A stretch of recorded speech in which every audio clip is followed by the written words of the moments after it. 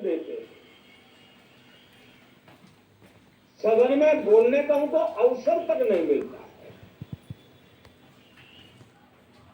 लोकतांत्रिक परंपरा में हर पीढ़ी का काम है आने वाली पीढ़ियों को तैयार करे, लेकिन 80-80, 90-90 बार जनता ने जिनको लगातार नकार दिया है, वे न संसद में चर्चा होने देते हैं, न लोकतंत्र की भावना का सम्मान करते हैं, न ही वह लोगों की आकांक्षाओं का कोई महत्व समझते हैं, उनका उसके प्रति कोई दायित्व है वो समझ पाते हैं, और उसका परिणाम है वो जनता की उम्मीदों पर कभी भी खड़े नहीं उतरते, और परिणाम स्वरूप जनता को बार बार उनको रिजेक्ट करना पड़ रहा है। पीएम मोदी ने इस शीतकालीन सत्र को कई मायनों में बहुत खास बताया। राज्य संसद का यह सत्र अनेक प्रकार से विशेष है, और सबसे बड़ी बात है हमारे संविधान के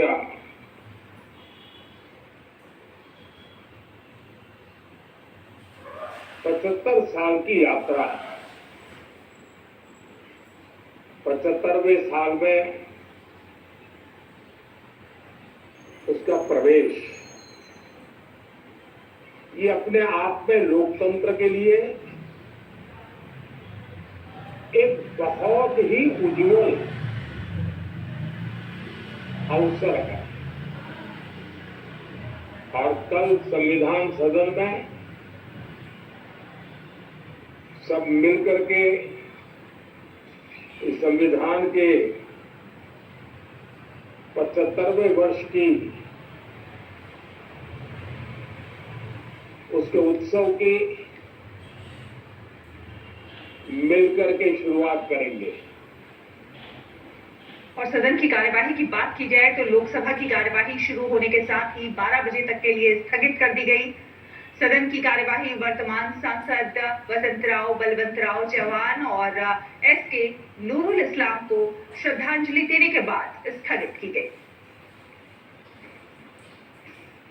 तो वहीं राज्यसभा की कार्यवाही की शुरुआत दिवंगत सांसदों को श्रद्धांजलि देने के साथ हुई, और इसके बाद विपक्ष के हंगामे के चलते उच्च सदन की कार्यवाही बुधवार तक के लिए स्थगित कर दी गई।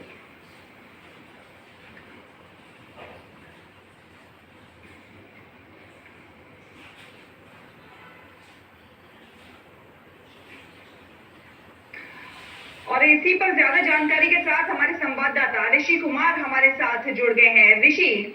सत्र के शुरू होने से पहले प्रधानमंत्री का संबोधन हम सब ने सुना। उन्होंने बहुत साफ साफ स्वस्थ चर्चा की बात कही, जिस तरह से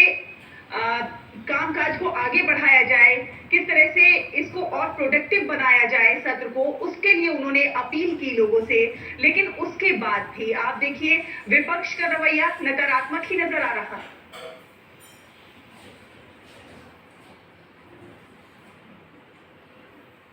हाँ बिल्कुल, देखिए जिस तरीके से आज सदन में जाने से पहले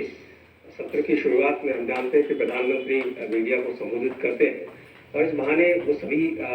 जो दल हैं उनसे आग्रह करते हैं कि किस तरीके से सदन को चलाने में सदन को सुचारू रूप से चलाने के लिए उनका सहयोग करें। इस पूरी प्रक्रिया में उन्होंने साफ तौर से उन सांसदों जो कि नए सांसद हैं उनके अधिकारों की बात करते हुए कहा कि सदन में जब भी हंगामा, शोर शराबा या व्यवधान होता है उससे सबसे बड़ा नुकसान उन सांसदों को होता है जो नए सांसद हैं, जो पहली बार चुनकर आए हैं और जो संसदीय परंपराओं को सीख कर देश को एक दिशा देने में सक्षम हैं। इस पूरी प्रक्रिया में प्रधानमंत्री ने साफ कहा कि विपक्ष इस सत्र को सकारात्मक रूप से देखकर आगे बढ़ा सकता है, और उनके पास मौका है कि जनता के सामने अपनी छवि को और अपने मुद्दों को ले जाकर वो अपने आप को मजबूत कर पाए। लेकिन उन्होंने ये भी कहा कि विपक्ष जिस तरीके से सदन में बार बार हंगामा शोर शराबा करता है, उसका खामियाजा उन्हें भुगतना पड़ रहा है और जनता ये देख पाती है कि उनकी नकारात्मक जो भूमिका है उससे वो देश के विकास और देश के कल्याण से इतर दिखाई देते हैं और इसी वजह से जनता उनको लगातार रिजेक्ट कर रही है। तो उन्होंने एक बार फिर से अपील की और कहा कि सदन में जितने विधेयक हैं, खासतौर से कुछ विधेयकों का जिक्र करते हुए उन्होंने कहा कि बहुत अनुसंधान के बाद और ऋषि, इसी बीच अपने दर्शकों को ये भी बता देते हैं कि लोकसभा की कार्यवाही भी बुधवार तक के लिए स्थगित हो गई है। विधेयक है। हम अपने दर्शकों को बता देते हैं कि लोकसभा की कार्यवाही भी बुधवार तक के लिए स्थगित हो गई है। जी ऋषि, दोनों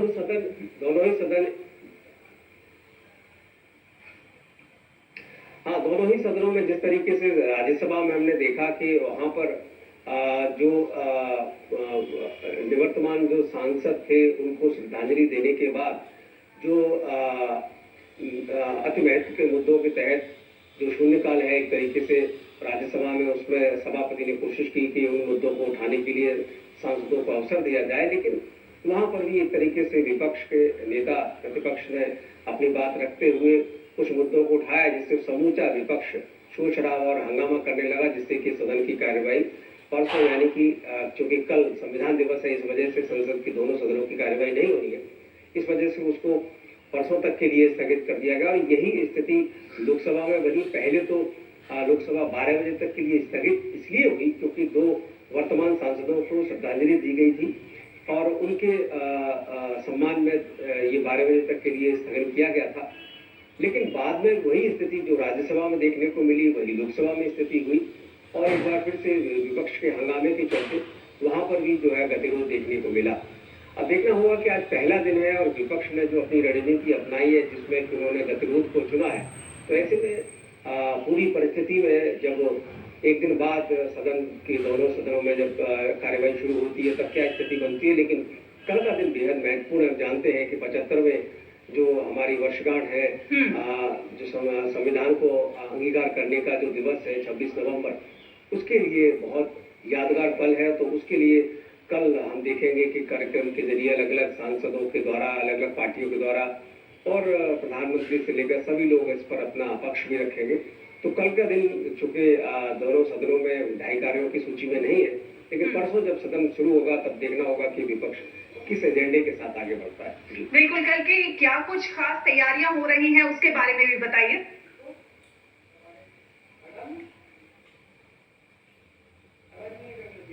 जैसे कि मैंने आपको बताया, हम जानते हैं कि हमारा देश ने जो 26 नवंबर को संविधान को अंगीकार किया था और इस दिन से हमने मान लिया था कि हमारे पास संविधान है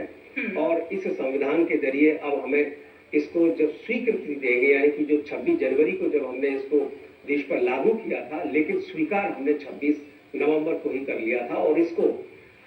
जो अंगीकार करते समय हमने जो प्रतिबद्धताएं देश के सामने रखी थी, उसके 75वें वर्ष को अब बड़े हर्षोल्लास के साथ हम देख रहे हैं कि वर्तमान सरकार ने खासतौर से संविधान दिवस मनाने की जो परंपरा शुरू की है, उसका एक गौरवशाली जो पल है वो कल देखने को मिलेगा। और इसमें दोनों ही सदनों के जो सांसद हैं वो संयुक्त रूप से सेंट्रल हॉल में अपने आपको उपस्थित करके इस संविधान दिवस को मनाने में शामिल होंगे और मुझे लगता है उस अवसर पर जो देश के शीर्ष नेतृत्व से लेकर सभी पक्षों के जो विचार देखने को मिलेंगे। और आज भी हमने देखा कि संविधान दिवस यात्रा की शुरुआत आज तमाम केंद्रीय मंत्रियों की तरफ से की गई थी। सुबह सुबह हमने देखा था कि उसमें तमाम नेतागण उस संविधान यात्रा में शामिल हुए थे। तो सरकार इसे उल्लास के साथ, हर्षोल्लास के साथ मनाने जा रही है। ऋषि,